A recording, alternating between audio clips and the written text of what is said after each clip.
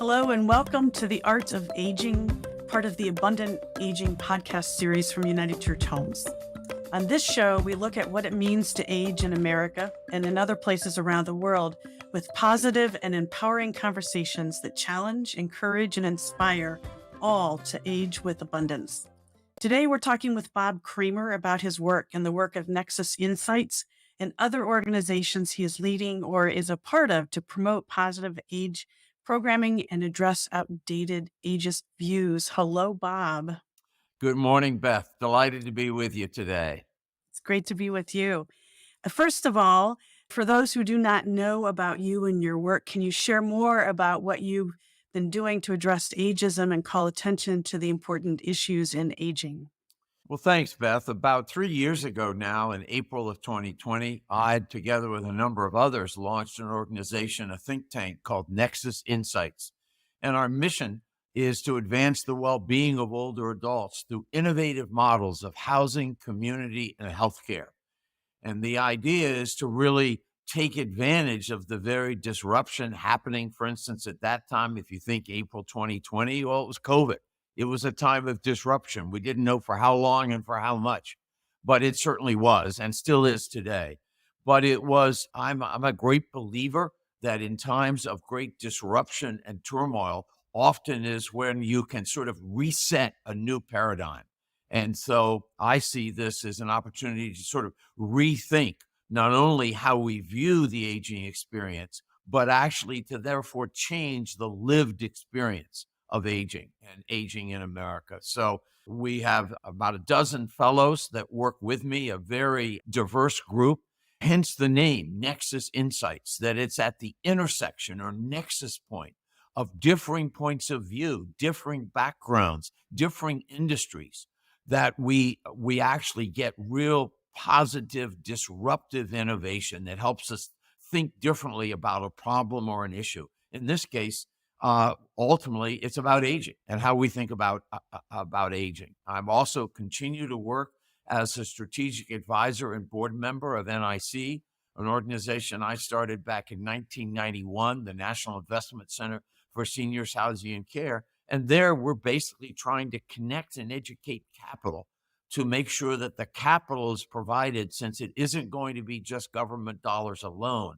They're going to help us to solve the issues of increased longevity and take advantage of the opportunities of a longevity economy. So work with NIC, work with Nexus Insights, and then speaking and writing and just engaging folks and engaging in settings such as this to raise the issues that, basically even 10 years ago would not have been raised, but now are very much forefront, which is exciting. This is a disruptive moment to be taken advantage of. Thanks, Bob. Your enthusiasm for this is infectious, and it's great that you're with us today. So we're going to talk at this point about the relationship between agency, ageism, and aging itself. So how do those three connect, and why is this so important to the conversation? Well, a couple of things I would say. One, it's not knocking it at all, but the reality is that much of senior living and senior housing and care has been about, we're going to basically care for you and meet all your needs. And though that sounds on the surface in some ways great and a wonderful thing, but it has led to an industry that oftentimes, without realizing it, is reinforcing a sense of what Dr. Bill Thomas has called learned helplessness. And it reinforces a sense that I reach a certain age, and at that point, I'm not good for anything. I can't do anything for myself, and I have to rely on others to do it for me. And that actually, we now know, actually leads to reduced physical, mental, emotional health. And it gives us less staying power to deal with whatever it is that each day we face. Becca Levy, in the last year, a social psychologist at Yale, released a book, Breaking the Age Code. And the subtitle, which is really important, is how how we think about aging determines how long and well we live.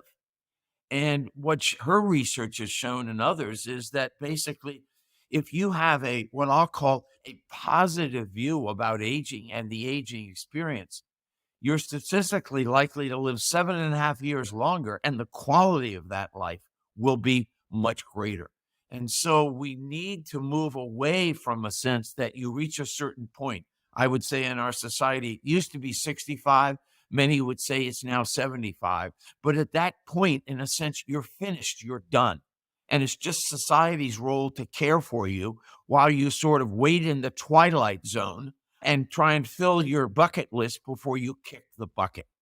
And we need to really change that.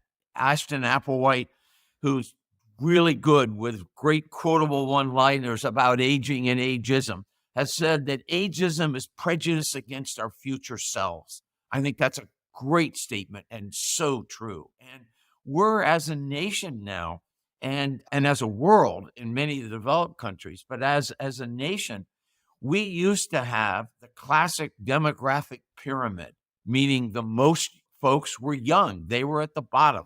That was the bottom of the pyramid. And at the top, the fewest number, those were older adults. Now, we actually have a cylinder, and we've never had that before. And that has enormous implications. What do I mean by that? Well, in just a few years, by 2030, we'll have as many people over age 65 as we have under age 18. That's a cylinder. But as I say to many of the students that I teach at the graduate and undergraduate level, the ones who have the most at stake in changing societal attitudes about aging are those that are the youngest. Why?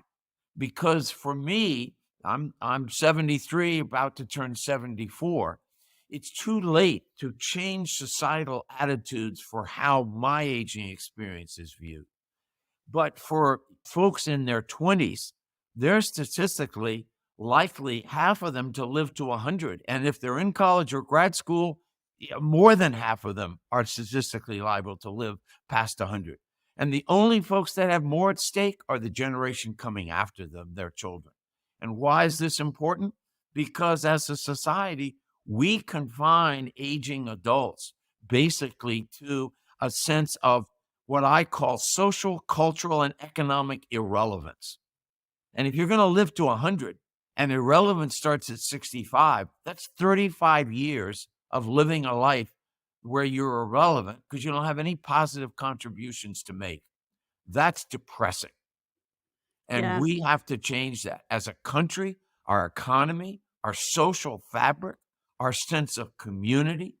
I think one of the greatest opportunities to address the fractures in our society today is going to be through multi-generational, intergenerational, both communication and action. And that excites me. Yeah, absolutely. A couple of things, just kind of going back to a couple of your statements there.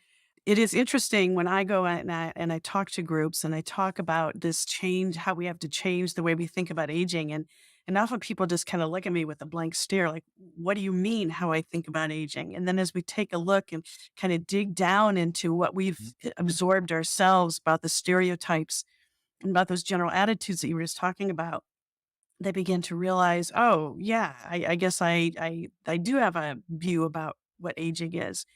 And your point that, the younger generation has a bigger stake in this because of the societal changes that need to happen. That's absolutely true. But it's also true that even for those of us who are in the later part of life, if we change our attitudes now, that's going to affect our own selves, and that we in turn can help to lay the groundwork for the larger societal changes that need to happen. Absolutely. And, the people that most inspire me about aging abundantly and magnificently are folks that I have met in the countless visits that I've made to differing life plan communities, CCRCs, retirement communities, whatever you want to call them, and who are in most cases 10 to 20 years older than I am, but they are determined to, I would say, have purposeful longevity. What do I mean by that? What I mean by that is they they're they don't want just to live longer. They want to live better. And that means living with purpose. And we're all wired differently. Different things give us a sense of purpose. It may be an issue. Oftentimes it comes down to personal relationships, but those relationships are no less important. I would argue, we value them all the more as we get older.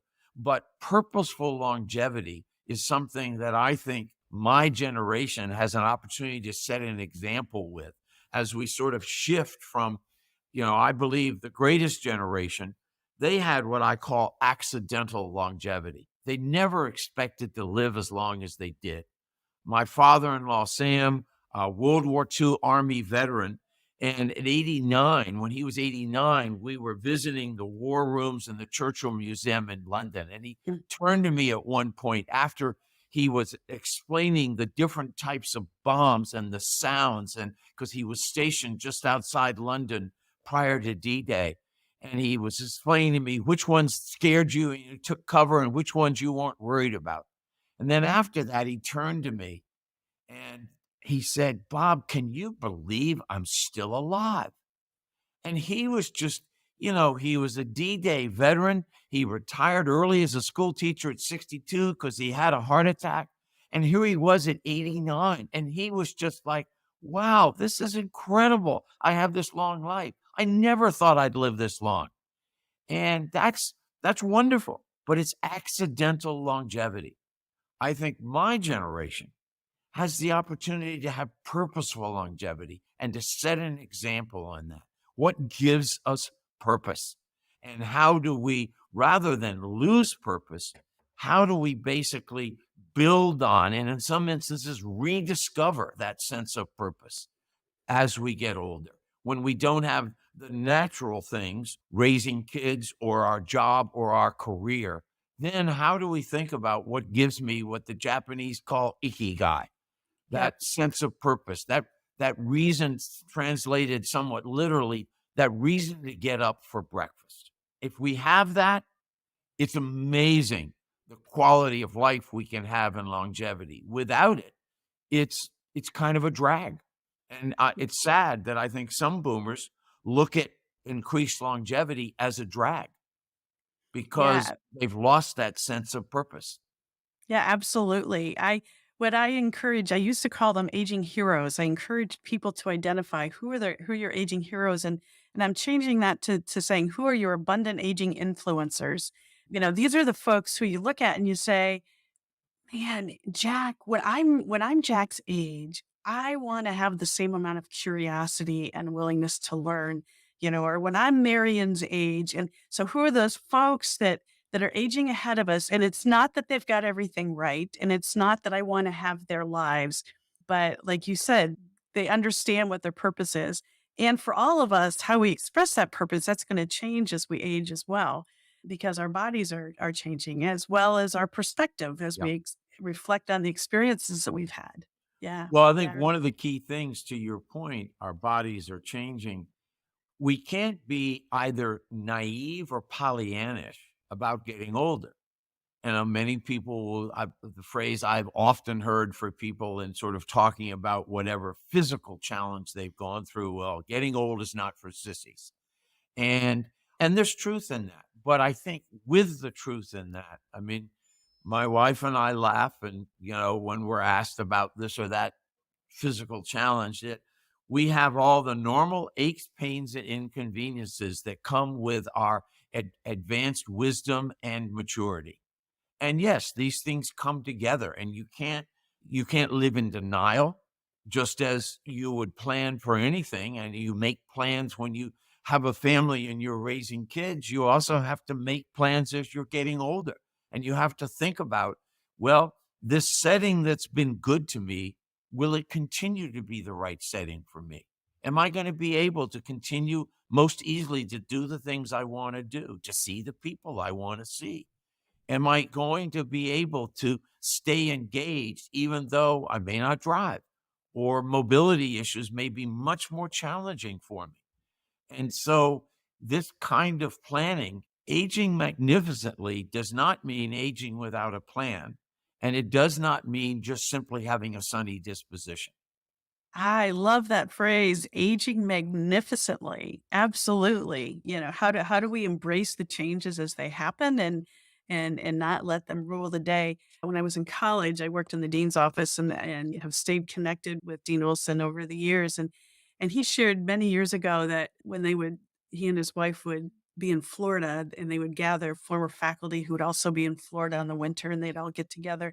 He had a rule and it was something like 20 minutes.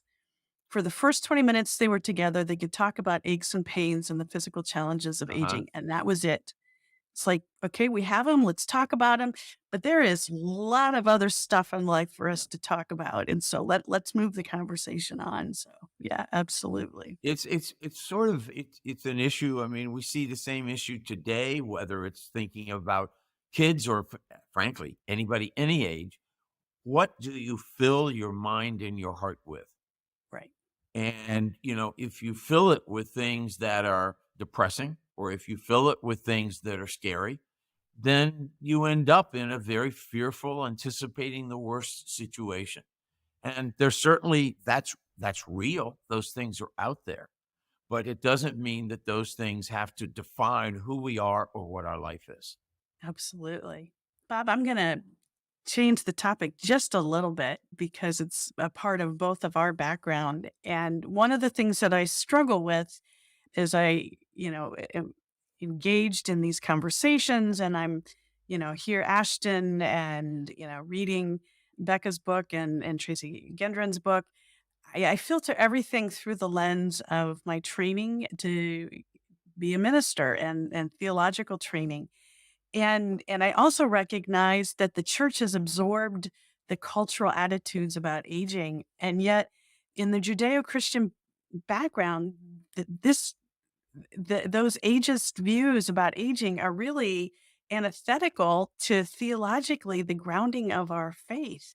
How do we help to kind of move back to that understanding and ground that in our theological backgrounds? It's a great question, Beth, and thank you for raising it. As one who myself trained and started out in the pastorate and read theology at Oxford and so forth, let me say that first and foremost, I think in the Judeo-Christian tradition, the sense that we are each created in the image of God and we bear that imageness.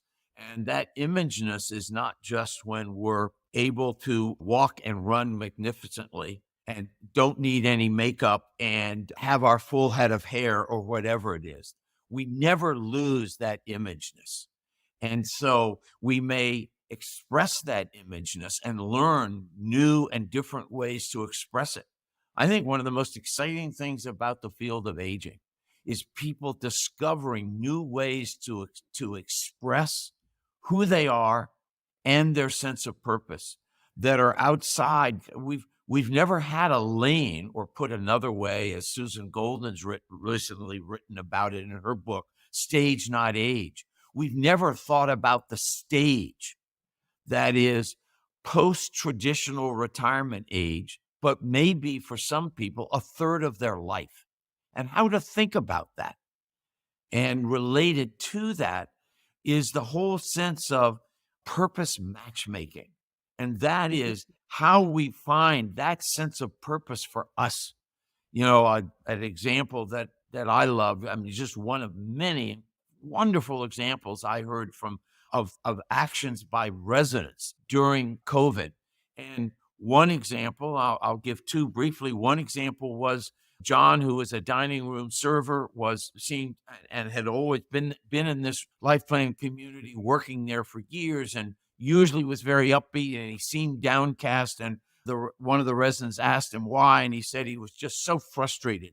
He was an immigrant. He'd been trying for years to save for and to take the citizenship exam, but he just felt both the cost and the ability to have the time to study for it was just kept getting further and further away.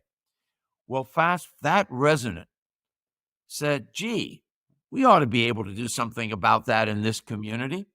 And Fast forward today, 149 employees in this nonprofit Goodwin Living community based outside of DC, 149 immigrants have now either gotten their citizenship or on the path to citizenship in a program that has been funded and staffed by the residents, who raised the $10,000 per person with the help from the administration, and then coordinated with the administration, again, of the company, to get the time to do the tutoring for each of these immigrants so they could pass the citizenship test, which, by the way, many of us would not be able to pass. And so 149 immigrants are now either have become U.S. citizens or on the path to it. But more importantly, everyone there has a sense of purpose. The residents have a sense of purpose. The overall community does. It's obviously helping their job applications, and people want to work there. And the staff feels like these residents care for us. They're invested in our lives. Another example is a community where, again, a resident in a life plan community was talking to one of her favorite care aides and asking her, what was life like for her in the midst of COVID? And what, she was amazed that you're getting up and you're coming here. And she said, well, my greatest concern are my kids. They're at home now and they're not learning at all. And so again, this woman said, gee, most everyone in this community not only has college degrees, we have graduate degrees, and many of us have taught in different ways or another. Long story short, they started a program where, first of all, they got donated the iPads for the staff's children at home. Then they set up a training program for both the residents and the kids to learn how to use them. And then the residents started doing an online tutoring service for the staff's kids who were not learning.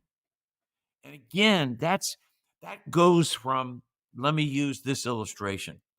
Many times today in our culture, we still see old people as the problem. This recasts older adults as problem solvers. They're taking advantage of their wisdom, their experience, and their ability to be problem solvers. And I think nothing gives you a sense of purpose more than being a problem solver. And to me, that's exciting. Yeah, absolutely. And meaning and purpose is a spiritual issue. It's a spiritual. It is connected to our connection with the holy and the sacred, and to our connection with each other and creation. And yeah, absolutely. Mary Catherine Bateson, she was a proponent of calling this stage of life the stage of active wisdom. And she talked about, when we come to this stage, we all have experience on top of experience on top of experience. And so in this stage is when we reflect on those experiences, we learn from them, and then we engage finding what those challenges are in the world around us and applying those lessons that we've learned. So yeah, absolutely. And I think one of the challenges, again, back to our earlier discussion about learned helplessness, is to, for instance, many retirement communities, they ask questions, which, yes, they're important. What kind of assistance do you need with activities of daily living? And how many prescription medications do you take? And, these sorts of things. And what's your ability to afford moving into our community? I'm not saying they're not important, but they're not no one's identity is wrapped up in the answers to those questions. And the questions we need to be asking is, what are your goals for moving into our community? What gifts and talents would you like to bring to contribute to this community? What are ways in which you want to grow? What do you want to learn? So rather than, what have you lost that we need to compensate for by doing for you? Rather, what contribution are you ready to make now? How do you want to learn and to grow? And it's a completely different mindset. It may sound trivial, but it's not trivial at all.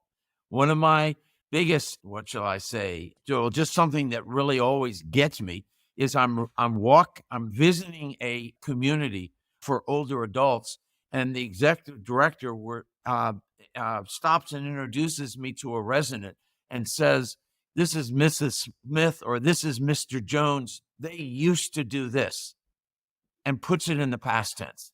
Yeah. And that just bugs the heck out of me. It's like, Yeah. and then I always will immediately respond to the resident, "Tell me, what sorts of things do you do here today?" In other words, it's amazing how we can actually talk about people to their face in the past tense. That is destructive. That's Now paternalistic. we can be proud of and recognize accomplishments and expertise and wisdom, but the question needs to be then phrased in the present. What are you presently doing? What are you presently doing with that which you have? And that's how we counter what I would call the American greeting card vision of getting older, which is totally negative and totally focuses on deficits and loss. I wouldn't call it a vision, I'd call it a nightmare. Well, I agree. And the other thought that comes to mind, Bob, is, recognizing that there are a whole heck of a lot of people who do not ever move into any kind of senior housing.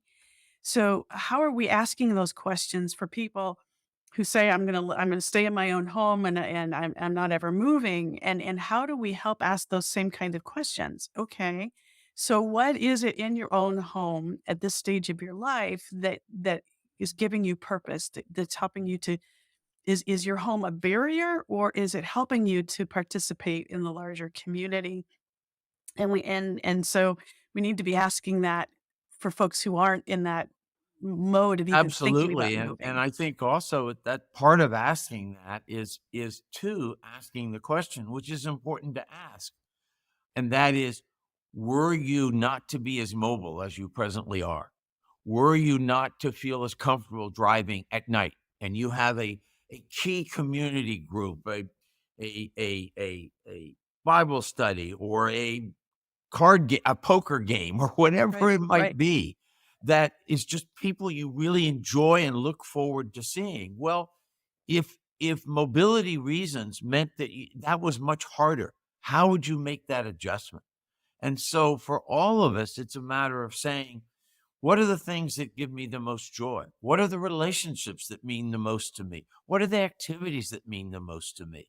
Well, would if I were to have a change in my mobility or whatever, how would that affect those activities? Am I in the right place for me? The majority of people are never going to move into, quote, a retirement community. But just saying I'm going to age in place, if you don't have a plan, that usually ends badly. Again, one of my fellows, Dr. Bill Thomas at Nexus, likes to say, we may love our home, but as we get older, our home may not love us back. And I think it's just an important reality.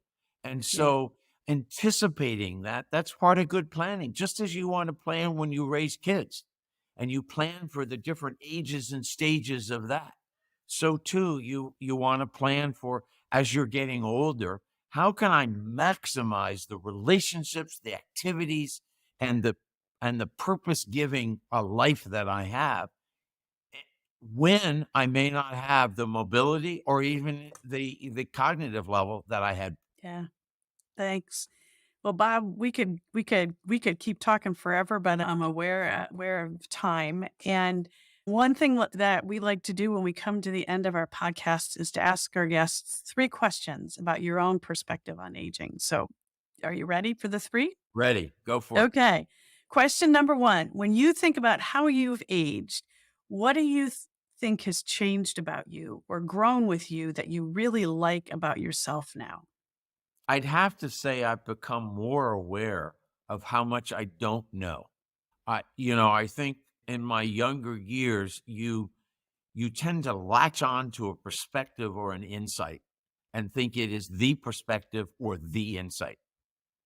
And understanding how much, not only you, no matter how much you know, there's still a lot you don't know.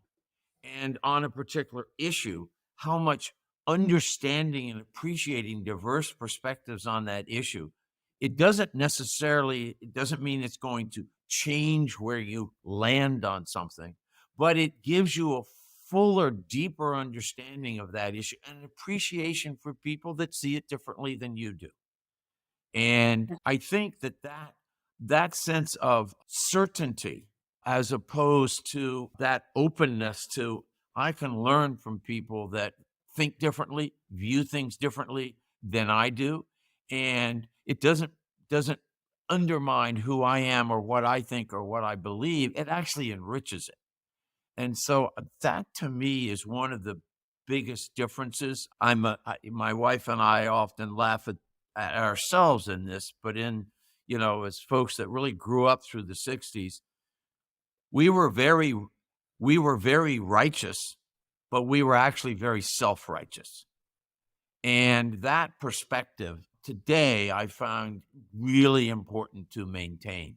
And so, being able to realize that in all our passion in 68 and 69 and 70 and so forth, there was a lot of self-righteousness, which meant our inability to really see others and see the very folks we were saying needed to change and understand what motivated them and what scared them and so on and so forth.